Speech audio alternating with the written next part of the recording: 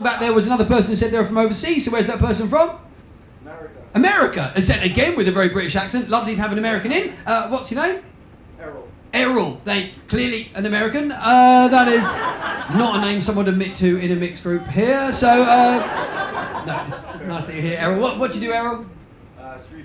Street food. Right, okay, but you're not working on a Saturday night during a busy weekend, during the festival, so it's not going well, is it, Errol? I'm only messing with you. I'm assuming somebody else is looking after your van right now then, is that the case?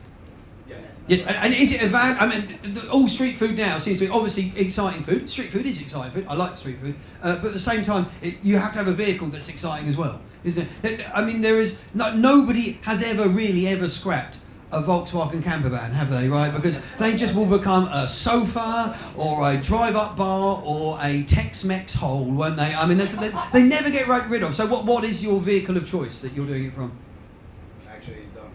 You don't have a vehicle. So when you say you're doing street food, what you mean is you're homeless and hungry. Okay, what are you doing? I'm making a sandwich on top of a bin.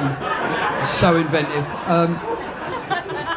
Sorry. So there's a little bit there. This is I can tell it's a nice crowd because they all laughed and they all just with a little tinge of, I hope that's not true. Street food but without a van, Errol. Explain that to me. That happens to be I live in Israel. And what happened? Did they blow up your van? It's a fair question. Well, if you found that upsetting, you're going to strap in for the rest of the show. But no, you were living out in Israel, and then what happened?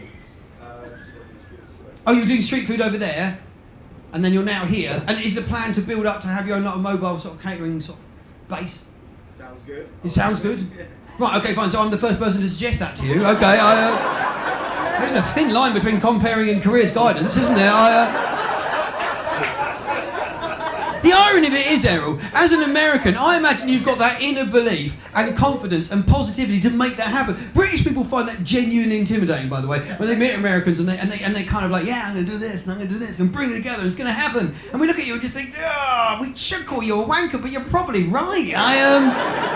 Can't cope with it as well. We've got the invention and the intelligence in this country, but we just don't have the level of self-belief because we've been brought up to believe that huge amounts of inner confidence makes you out to be an utter bellend. If I walk out on this stage and go, ladies and gentlemen, you're going to have a great night tonight because I've won shitloads of awards doing comedy and stuff like that, you'd be sat there thinking, fucking rein it in, all right? There'll be someone in the back going, oh, Coke's gone down in price. I mean,